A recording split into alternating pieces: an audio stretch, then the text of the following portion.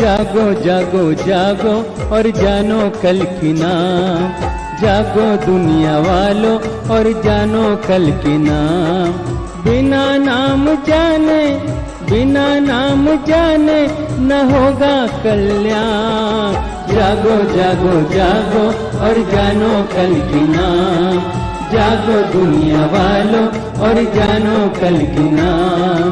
बिना नाम जाने, बिना नाम जाने न होगा कल्याण। जागो जागो जागो और जानो कल की नाम, जागो दुनिया वालों और जानो कल की नाम।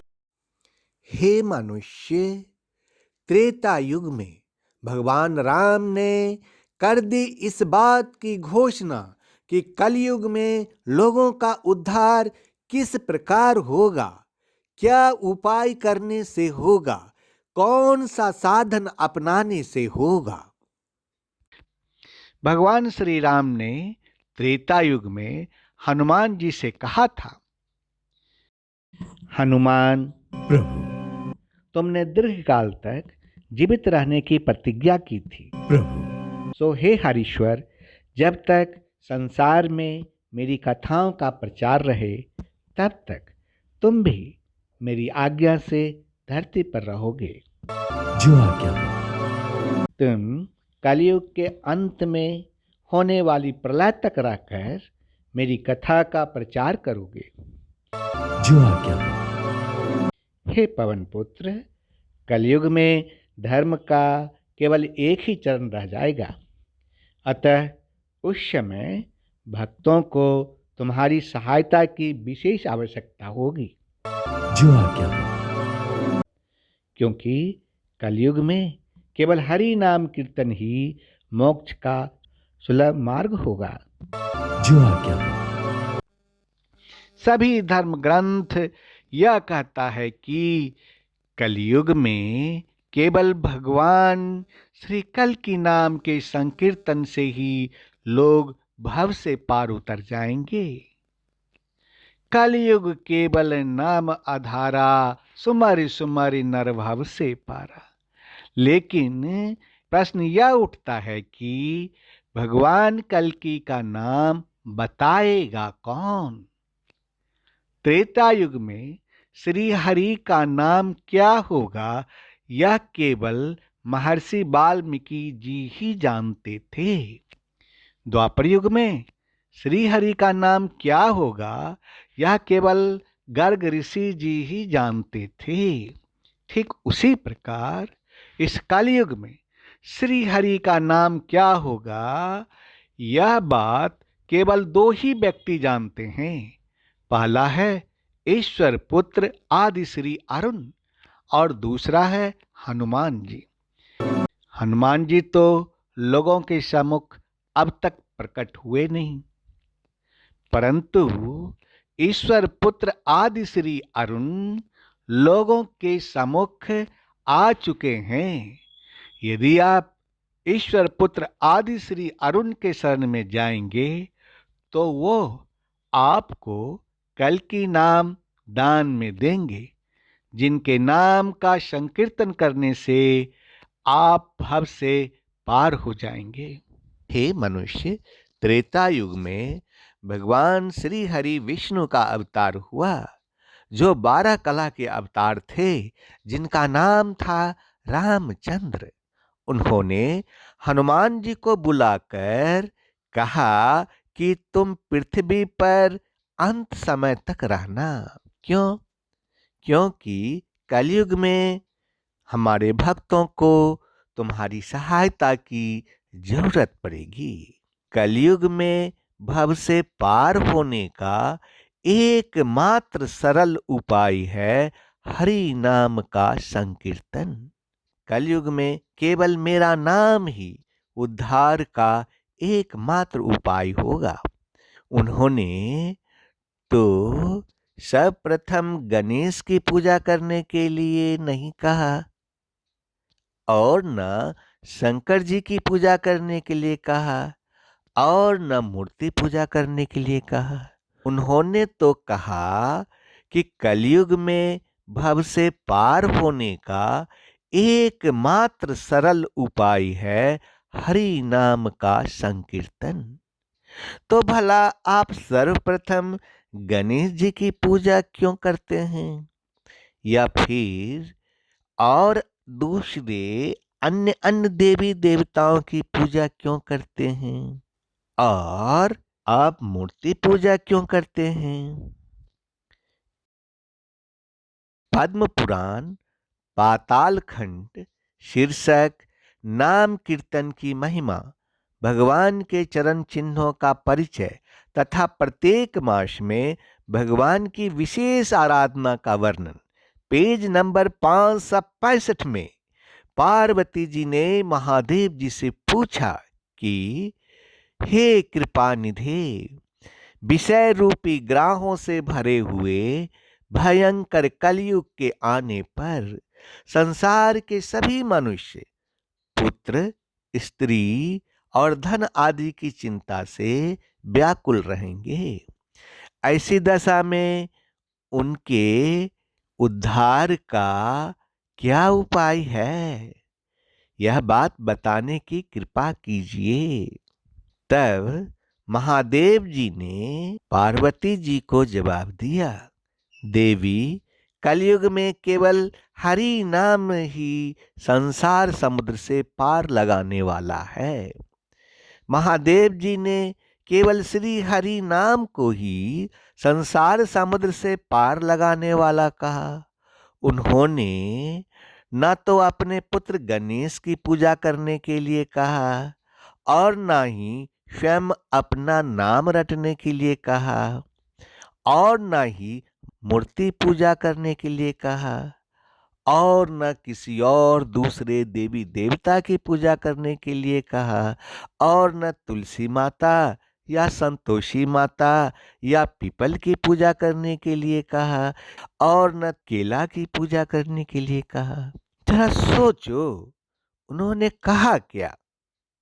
उन्होंने कहा कि कलयुग में केवल हरि नाम ही संसार समुद्र से पार लगाने वाला है। तो फिर उनके विरुद्ध आप कहाँ जा रहे हैं? श्रीमद् भागवतम महापुराण स्कंद 12 अध्याय 3 का श्लोक 52 में महर्षि वेद व्यास जी ने कर दिया घोषणा कि सतयुग में भगवान का ध्यान करने से, त्रेता में बड़े बड़े यज्ञों के द्वारा उनकी आराधना करने से और द्वापर में विधि पूर्वक उनकी पूजा सेवा से जो फल मिलता है वह है केवल भगवान से प्राप्त हो जाता है। न तो गणेश जी की पूजा करने की घोषणा की, न शंकर जी की पूजा करने की घोषणा की, न तुलसी माता की पूजा करने की घोषणा की, न पीपल का पेड़ की पूजा करने की घोषणा की, न केला के पेड़ की पूजा करने की घोषणा की और न मूर्ति पूजा करने की घोषणा की। उन्होंने तो कलयुग में केवल भगवान नाम का संकीर्तन करने की घोषणा की। द्वापर युग में तो भगवान श्री हरि जब कृष्ण नाम से धरती पर आए, जिनको 16 कला का अवतार कहा गया और लोग उन्हें संपूर्ण अवतार भी कह दिया, उन्होंने 5127 वर्ष पहले इस बात की घोषणा कर दी कि कलयुग में मैं फिर आऊंगा, परंतु कब?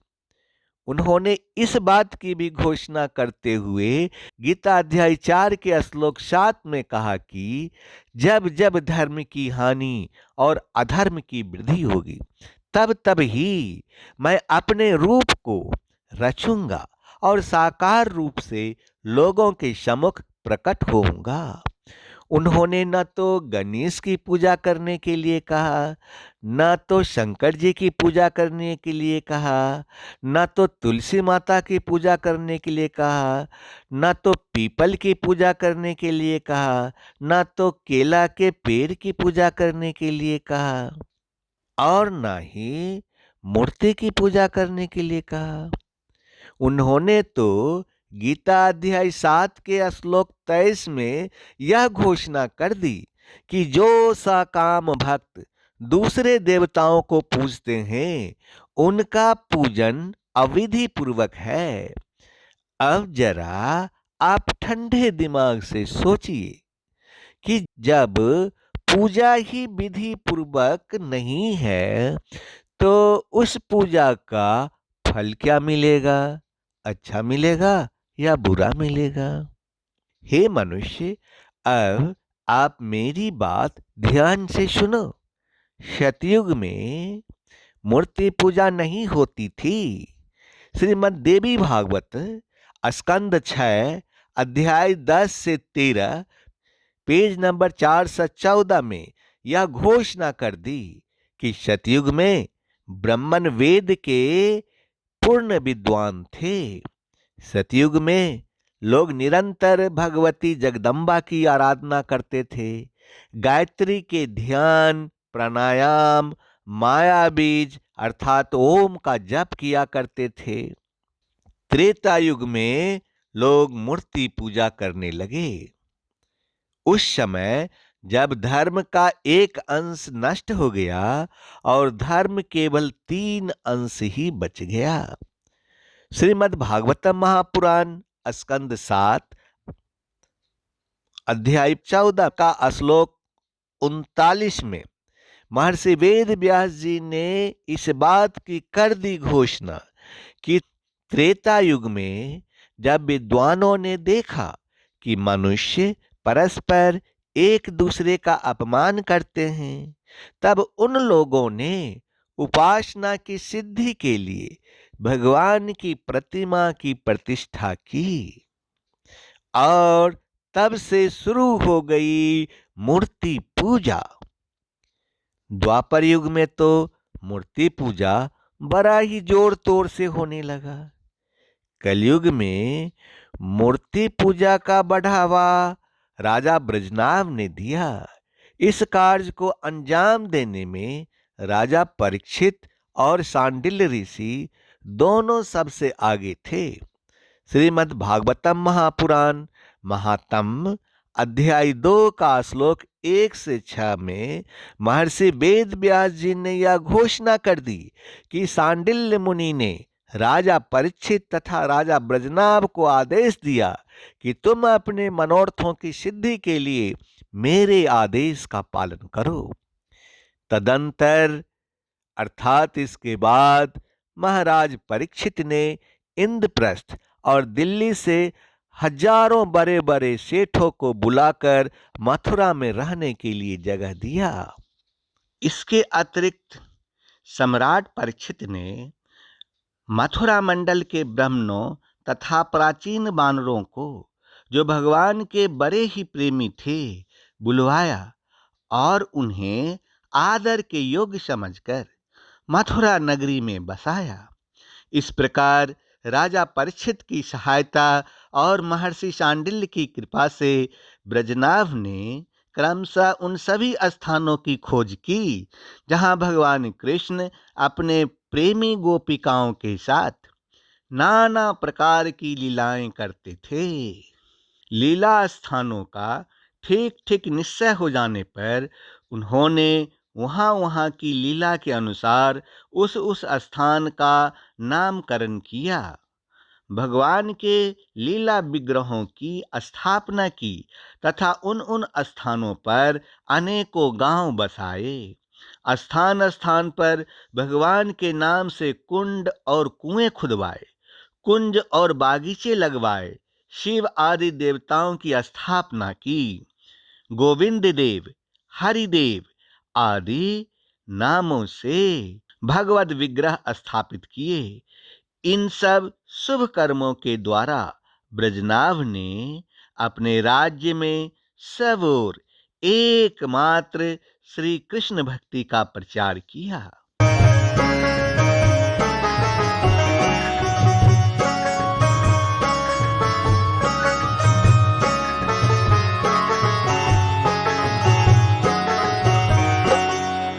जागो जागो जागो और जानो कल की नाम, जागो दुनिया वालों और जानो कल की नाम। बिना नाम जाने, बिना नाम जाने न होगा कल्याण। जागो जागो जागो और जानो कल की नाम, जागो दुनिया वालों और जानो कल की नाम। बिना नाम जाने, बिना नाम जाने न होगा कल्याण। जागो जागो जागो और जानो कल की नाम, जागो दुनिया वालों और जानो कल की नाम।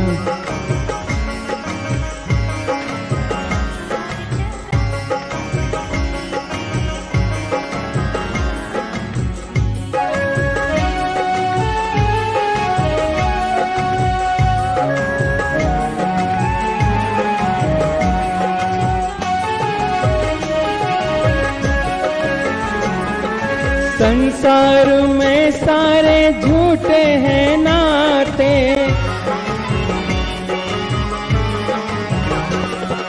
संसार में सारे झूठे हैं नाते। बिना ज्ञान तुझको समझ में न आते, बिना ज्ञान तुझको समझ में न आते।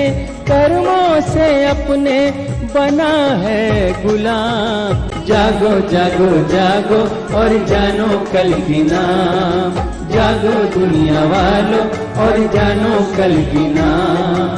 बिना नाम जाने, बिना नाम जाने न होगा कल्याण। जागो जागो जागो और जानो कल की नाम, जागो दुनिया वालों और जानो कल की नाम।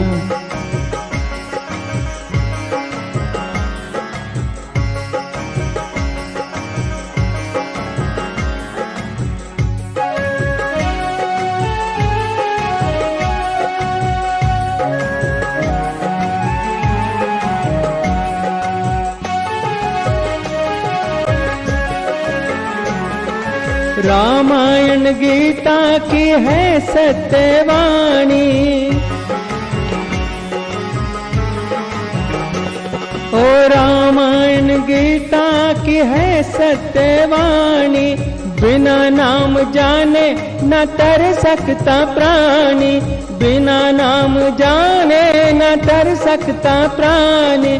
नाम में समाया है पूरा जहान। जागो जागो जागो और जानो कल की नाम, जागो दुनिया वालों और जानो कल की नाम। बिना नाम जाने, बिना नाम जाने न होगा कल्याण। जागो जागो जागो और जानो कल की नाम, जागो दुनिया वालों और जानो कल की नाम।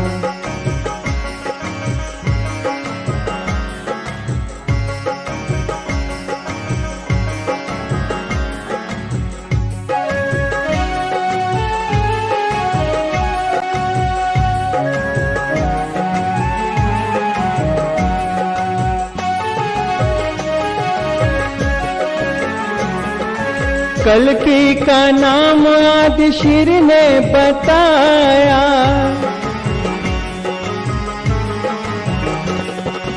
कल्कि का नाम आदि शिर ने बताया।